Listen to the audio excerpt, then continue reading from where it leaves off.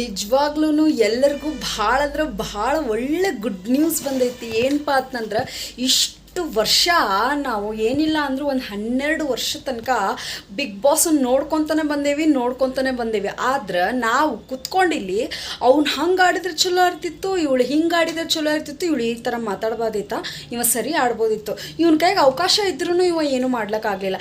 ಅದು ನಮ್ಮ ಕಡೆ ಇದ್ದಿದ್ರೆ ನಾವೆಷ್ಟು ಚಲೋ ಆಟ ಆಡ್ತಿದ್ವಿ. ಈ ಹುಡುಗಿ ಸರಿ ಮಾತಾಡಕತ್ತಿಲ್ಲ, ಈಕೆ ಮಾತಾಡೋ ರೀತಿ ಸರಿ ಇಲ್ಲ, ಇವ ಯಾಕೋ ಭಾಳ ಮಾತಾಡಕತ್ತಾನಲ್ಲ, ಆದರೂ ಸ್ವಲ್ಪ ನೋಡ್ಬೇಕಾ ನಾನು ಇವ ಹೆಂಗೆ ಮಾತಾಡ್ತಾನಂಥೇಳಿ. ಇವ ಈ ಸಲ ಪಕ್ಕ ಹೊಕ್ಕನ್ ಮನೆಗೆ, ಇವಾಗ ಗೆಲ್ಬೇಕು ಮೊದಲು, ಈಕೆ ಮೊದಲು ಹೋಗ್ಬೇಕು ಮನೆಗೆ ಅಂಥೇಳಿ ಎಷ್ಟೆಲ್ಲ ನಾವು ಮಾತಾಡ್ತಿದ್ವಿ ಬಿಗ್ ಬಾಸ್ ಸಲುವಾಗಿ. ಇವಾಗ ಕಾಮನ್ ಪೀಪಲಿಗೆ ಬಿಗ್ ಬಾಸು ಒಂದು ಒಳ್ಳೆ ಆಪರ್ಚುನಿಟಿ ಕೊಡಕತ್ತಾನ. ಸೊ ಏನಪ್ಪ ಅಂತ ಆಪರ್ಚುನಿಟಿ, ಕಾಮನ್ ಮ್ಯಾನ್ಸು ಕೂಡ ಬಿಗ್ ಬಾಸ್ಗೆ ಹೋಗುವಂತಹ ಒಂದು ಅವಕಾಶನ ಈ ಕಲರ್ಸ್ ಟಿ ವಿಯವರು ಸ್ಪಾನ್ಸರ್ ಮಾಡಿ ಕೊಡಾಕತ್ತಾರ ಎಲ್ಲ ಕಾಮನ್ ಪೀಪಲ್ಸಿಗೆ. ಸೊ ನಿಜವಾಗ್ಲೂ ಇದೊಂದು ಗುಡ್ ನ್ಯೂಸ್ ಅಂತ ಹೇಳ್ಬೋದು. ಇನ್ನೊಂದು ಏನಪ್ಪ ಅಂತಂದ್ರೆ, ಈ ಬಿಗ್ ಬಾಸಲ್ಲಿ ಹೋಗೋಕ್ಕಿಂತ ಮುಂಚೆ ಆಡಿಷನ್ ಅಂತ ಇರ್ತದೆ. ಸೊ ಆ ಆಡಿಷನನ್ನು ಅವ್ರು ನಮಗೆ ಫೋನ್ ಹಚ್ಚಿ ಕರೀತಾರೆ. ಈಗ ಅಪ್ಲಿಕೇಶನನ್ನು ಫಿಲ್ ಮಾಡೋದನ್ನ ಹೇಳಂಗಿಲ್ಲ, ನಾನಿವತ್ತು ನಿಮಗೆ 50 MB ವಿಡಿಯೋ ಮಾಡೋದು ಹೆಂಗಪ್ಪ ಅಂಥೇಳಿ ಹೇಳ್ತೇನೆ. ಅದಕ್ಕಿಂತ ಮುಂಚೆ ಕೆಲವು ರೂಲ್ಸನ್ನ ನಿಮಗೆ ನಾನು ಹೇಳ್ತೇನೆ. ನೋಡ್ರಿ, ನೀವು ಬಿಗ್ ಬಾಸಿಗೆ ಹೋಗಲೇಬೇಕು ಅಥವಾ ನಾ ಬಿಗ್ ಬಾಸಲ್ಲಿ ಪಾರ್ಟಿಸಿಪೇಟ್ ಮಾಡಬೇಕು, ಆಡಿಷನನ್ನು ನೋಡಬೇಕು ಅಂಥೇಳಿ ಪಕ್ಕಾ ಯಾರು ಇರ್ತಿರಲ್ಲ ಅವ್ರು ಮಾತ್ರ ಅಪ್ಲಿಕೇಶನನ್ನು ಫಿಲ್ ಮಾಡಿರಿ. ಅದನ್ನು ಬಿಟ್ಟು ಟ್ರೈ ಮಾಡೋನು, ಒಂದ್ಸಲ ನೋಡೋನು ಅಂಥೇಳಿ ಯಾವತ್ತೂ ಟ್ರೈ ಮಾಡಿಬಿಡ್ರಿ. ಯಾಕಂತಂದ್ರೆ ಸಪೋಸ್ ಆಡಿಷನ್ ಫೋನ್ ಬಂದಾಗ ನಾವು ಹೋಗದೇ ಇರೋ ಸಿಚುವೇಶನ್ ಇರಬಹುದು, ಮನಸ್ಸು ಆಗದೇ ಇರಬಹುದು. ಸೊ ಎಲ್ಲ ಕಡೆನೂ ನಾವು ವಿಚಾರ ಮಾಡಬೇಕು.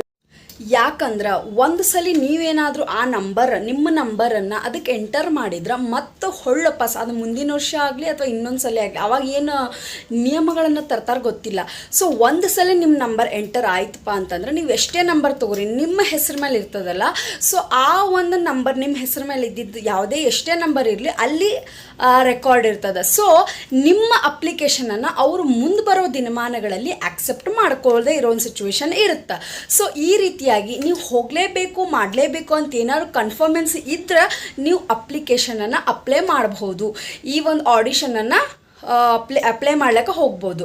ಸೊ ನೆಕ್ಸ್ಟ್ ಫಸ್ಟ್ ಪಾಯಿಂಟ್ ಇದು, ನೀವು ಫಸ್ಟು ಖಾತ್ರಿ ಆಗಿರಬೇಕು ನನ್ನೊಳಗೆ ನಾನು ಹೋಗ್ತೀನಿ ಅಂಥೇಳಿ. ನಾಳೆ ಸಪೋಸ್ ಈಗ ಕರೆದ್ರೂ ಅದು ಎಲ್ಲೇ ಇರಲಿ, ಅದು ಬೆಂಗಳೂರೊಳಗೆ ಇರಲಿ, ಇವಾಗ ನಾನಿರೋ ಧಾರವಾಡಪ್ಪ, ಇವಾಗ ನಾನು ಅಪ್ಲೈ ಮಾಡ್ತಾ ಇದ್ದೀನಿ ಅಂದರೆ ನನಗೆ ಬೆಂಗಳೂರಿಗೆ ಹೋಗೋ ಕೆಪಬಿಲಿಟಿ ಇರಬೇಕು, ನನಗೆ ಮನಸ್ಸಿರ್ಬೇಕು. ಇವಾಗ ನನಗೆ ಆಡಿಷನ್ಗೆ ಬರ್ರಿ ಅಂತೇಳಿ ಫೋನ್ ಆಗಿರ್ಬೋದು ಅಥವಾ ಮೆಸೇಜ್ ಮೂಲಕ ಏನಾದ್ರು ಬಂದರೆ ನಾನು ಅದನ್ನು ಇಲ್ಲ ಬಿಡಿ ಎದಕ್ಕೆ ಬೇಕಂತ ಹೆದರ್ಕೊಂಡು ಯಾಕಂತಂದ್ರೆ ಮುಂದೆ ಒಂದು ದಿನ ನಾನು ಹೋಗಬೇಕಿತ್ತು ಮಾಡಬೇಕು ಅಂತ ಹೇಳಿ ನನ್ನ ನಂಬರ್ನ ನಾನು ಆ್ಯಡ್ ಮಾಡುವಾಗ ನನ್ನ ಹೆಸರಾಗ ಹಲವಾರು ನಂಬರ್ ಇರ್ತಾವಲ್ಲ.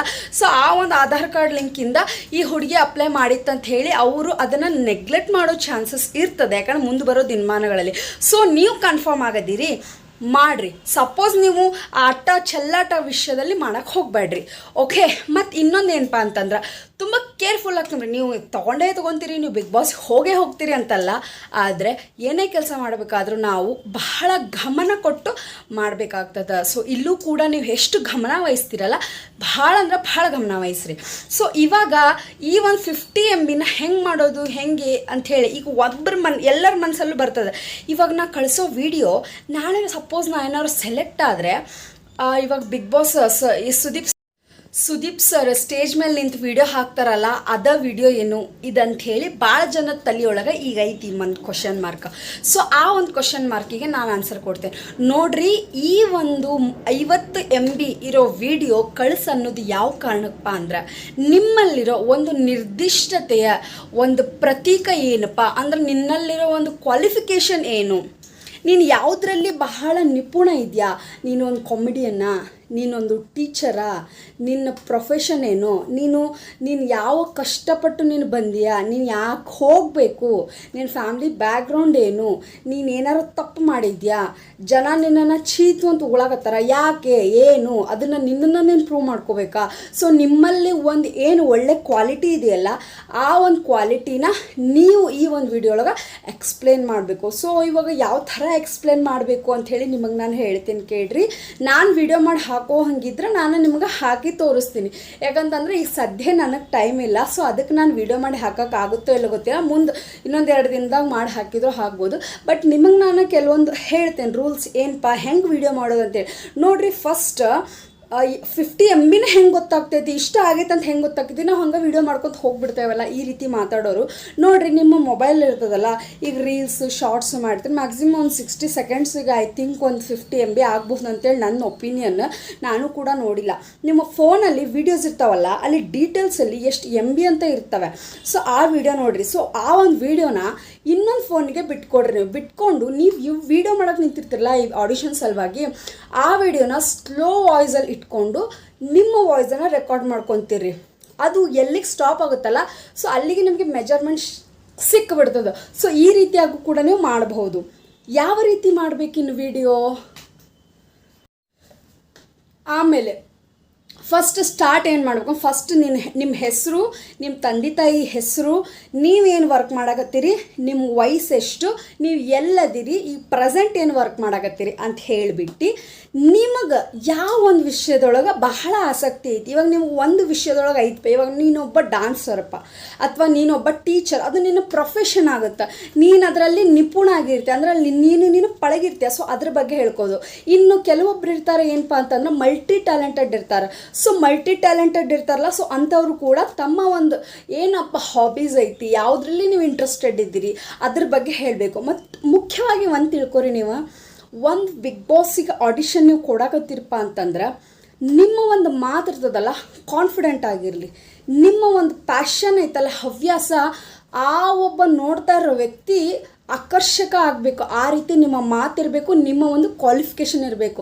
ಈ ಬಿಗ್ ಬಾಸ್ ಸಲುವಾಗಿ ಕ್ವಾಲಿಫಿಕೇಷನ್ ಹುಟ್ಟಿಸ್ಕೋಬೇಡ್ರಿ, ನಿಮ್ಮ ಒಳಗಿರಬೇಕು, ಇಷ್ಟು ದಿನ ನಿಮ್ಮಿಂದ ಬಂದಿರಬೇಕದು. ಸೊ ಅಂಥ ಕ್ವಾಲಿಫಿಕೇಷನ್ ನಿಮ್ಮಲ್ಲಿ ಇರಬೇಕು. ಮತ್ತು ಇನ್ನೊಂದು ಮುಖ್ಯವಾಗಿದ್ದ ಮೇನ್ ಥಿಂಗ್ ಏನಪ್ಪ ಅಂತಂದ್ರೆ, ನೀವು ಯಾವುದೇ ಕೂಡ ಈ ಪೇಂಟ್ ಹಚ್ಚಿ ಮಾತಾಡೋ ಕೆಲಸ ಮಾಡೋಕ್ಕೆ ಹೋಗಬೇಡ್ರಿ. ವಿಡಿಯೋ ನೋಡ್ತಿರ್ತಾರಲ್ಲ, ಯಾರು ಸೆಲೆಕ್ಟ್ ಮಾಡ್ತೇನೆ ಆಡಿಷನ್ ಕರಿತೀನಿ ಅಂಥವ್ರು ನನ್ನ ಮಕ್ಕಳು ಆಗಿರಲ್ಲ. ನಿಮ್ಮ ಮಾತು ನ್ಯಾಚುರಲ್ಲು ಅಥವಾ ನಾಟಕ ಮಾತಾಡಕತ್ತೀರೋ ಅಂಥೇಳಿ ಎಲ್ಲ ಗೊತ್ತಾಗುತ್ತೆ ಅವ್ರಿಗೆ. ಸೊ ನೀವು ಹೆಂಗಿದ್ದೀರಿ, ಯಾವ ರೀತಿ ಇದ್ದೀರಿ ಆ ರೀತಿ ಮಾತಾಡ್ರಿ, ಆ ರೀತಿ ನಿಮ್ಮನ್ನು ನೀವು ಬಿಂಬಿಸ್ಕೊಡ್ರಿ. ಅದನ್ನು ಬಿಟ್ಟು ಆ್ಯಕ್ಚುಲಿ ಹಾಗೆ ಹೀಗೆ ಅಂಥೇಳಿ ಡೌ ಮಾಡ್ಕೊಂಡು ಮಾತಾಡಬೇಡ್ರಿ.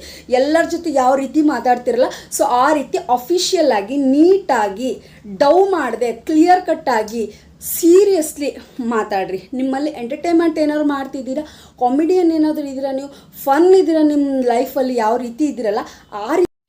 ಯಾಕೆ ನಾ ಈ ಮಾತು ಹೇಳಿದೆ, ನಿಮಗೆ ಹಂಗಸಾಕೆ ಹೇಳಿಲ್ಲ, ನಿಮಗೆ ಅವಮಾನ ಮಾಡೋಕೆ ನಾ ಈ ಮಾತು ಹೇಳಿಲ್ಲ. ನಿಜವಾಗ್ಲೂ ಕೂಡ ಒರಿಜಿನಾಲಿಟಿ ಇದೆಲ್ಲ ಭಾಳ ಇಂಪಾರ್ಟೆಂಟ್ ಇರ್ತದೆ ಈ ಬಿಗ್ ಬಾಸ್ ಆಡಿಷನಲ್ಲಿ. ಸೊ ಯಾರ ಮಾತು ರಿಯಲ್ ಆಗಿರ್ತದೆ, ಈ ವ್ಯಕ್ತಿ ನಿಜ ಇದಾನಪ್ಪ ಅಂತಂದ್ರೆ ಅವ್ರು ನಮ್ಮ ಬ್ಯಾಕ್ಗ್ರೌಂಡೆಲ್ಲ ನೋಡ್ತಾರೆ. ಇವಾಗ ನನ್ನ ಹೆಸರು ಸುನೀತಾ ಅಂತಂದರೆ ನಾನು ನಂಬರ್ ಕೊಟ್ಟಿರ್ತೀನಿ ಅಂದರೆ ಆ ನಂಬರ್ ಮೂಲಕ ನನ್ನ ಇನ್ಸ್ಟಾ ID ಆಗಿರಬಹುದು ಅಥವಾ ಯೂಟ್ಯೂಬ್ ಆಗಿರ್ಬೋದು, ನನ್ನ ಫ್ಯಾಮಿಲಿ ಬ್ಯಾಕ್ಗ್ರೌಂಡ್ ಆಬ್ವಿಯಸ್ಲಿ ಇನ್ಸ್ಟಾ ಒಳಗಿರ್ತದೆ. ಸೊ ಎಲ್ಲನೂ ಚೆಕ್ಔಟ್ ಮಾಡಿ ಆದಮೇಲೆ ಅವ್ರು ಹೇಳ್ತಾರೆ. ಯಾಕಂತಂದ್ರೆ ಈ ಒಂದು ಬಿಗ್ ಬಾಸ್ ಆಡಿಷನ್ಗೆ ಒಬ್ಬರೇ ಇಬ್ಬರೇ ಕೊಟ್ಟಿರಲಿ, ಎಷ್ಟು ಲಕ್ಷಾನುಗಟ್ಟಲೆ ಕೊಟ್ಟಿರ್ತಾರೆ. ಸೊ ಎಲ್ಲದನ್ನು ಚೆಕ್ ಮಾಡಿ ಹೇಳಬೇಕಂತಂದ್ರೆ ಇದು ನಿಜವಾಗ್ಲೂ ಒಂಥರ ಕ್ರಿಟಿಕಲ್ ಅಂತಲೇ ಹೇಳ್ಬೋದು. ಸೊ ಆದ್ದರಿಂದ ನೀವು ವಿಡಿಯೋ ಮಾಡ್ತಿರ್ತೀರಪ್ಪ 50 MB ಅಂತಂದ್ರೆ ನೀವಾಗಿರೋಕ್ಕೆ ಪ್ರಯತ್ನ ಪಡ್ರಿ. ಯಾಕಂತಂದ್ರೆ original character is main important. ಯಾಕಂತಂದರೆ ಈ ನಾಟಕ ಮಾಡೋದು, ಈ ಒಂದು ಹೇಳ್ತಾರಲ್ಲ ಈಗ ಗೊತ್ತಿದ್ದದ, ಹೆಣ್ಣಾಗಲಿ ಒಂದು ಗಂಡಾಗಲಿ ಓವರಾಗಿ ಆ್ಯಕ್ಟ್ ಮಾಡೋಕ್ಕೆ ಹೋಗ್ಬೇಡ್ರಿ.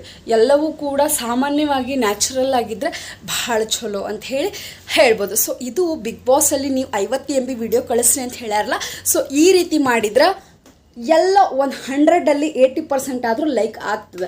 ಸಿಗುತ್ತೋ ಸಿಗಂಗಿಲ್ಲ ಗೊತ್ತಿಲ್ಲ, ಆದರೆ ಪ್ರಯತ್ನ ಸರ್ವಸಿದ್ಧಿ ಸಾಧನಂ ಅಂತ ಹೇಳ್ತಾರೆ. ಸೊ ಪ್ರಯತ್ನ ಪಟ್ಟು ನೋಡಿರಿ, ಸಿಕ್ಕರೂ ಸಿಗ್ಬೋದು.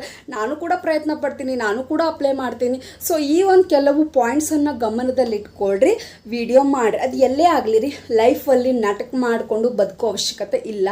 ಇರೋ ರೀತಿ ನಾವು ಹೆಂಗಿರ್ತೀವಿ ಹಂಗಂತ ಹೇಳಿಬಿಟ್ಟು ನಾವು ಇರೋ ರೀತಿನ ಹೆಂಗೆ ಅಂತೇಳಿ ದೊಡ್ಡವರಿಗೆ ಅವಮಾನ ಮಾಡೋದು, ಅಸಹ್ಯ ಮಾಡೋದು ಅದೆಲ್ಲ ಅಲ್ಲ. ಒಂದು ರೆಸ್ಪೆಕ್ಟಬಲ್ ಆಗಿ, ಹಾನರ್ ಆಗಿ, ಆನೆಸ್ಟ್ ಆಗಿ ಇರಬೇಕು. ಯಾವುದೇ ರೀತಿ ನಾಟಕವಾಗಿ ಮಾತಾಡೋದು, ಪಾಲಿಸ್ಡ್ ಲ್ಯಾಂಗ್ವೇಜ್ ಅಂತಾರಲ್ಲ, ಸೊ ಆ ರೀತಿ ಎಲ್ಲೂ ಇಡಕ್ಕೆ ಹೋಗ್ಬೇಡ್ರಿ. ಅದು ಬಿಗ್ ಬಾಸ್ ಆಡಿಷನ್ಗೆ ವಿಡಿಯೋ ಕಳ್ಸೋಕ್ಕಂತನಲ್ಲ, ರಿಯಲ್ ಲೈಫಲ್ಲೂ ಕೂಡ ಒರಿಜಿನಲ್ ಆಗಿರಿ. So thank you so much everyone. So ಇದರಿಂದ ನಿಮ್ಗೆ ಹೆಲ್ಪ್ ಆಗೈತೆ ಅಂತ ಅನ್ಕೊತೀನಿ. ನಿಮಗೇನಾದ್ರು ಯೂಸ್ ಆಗಿದ್ದರೆ ಒಂದು like, share, comment and last subscribe ಮಾಡ್ಕೊಳ್ಳಿ. Thank you.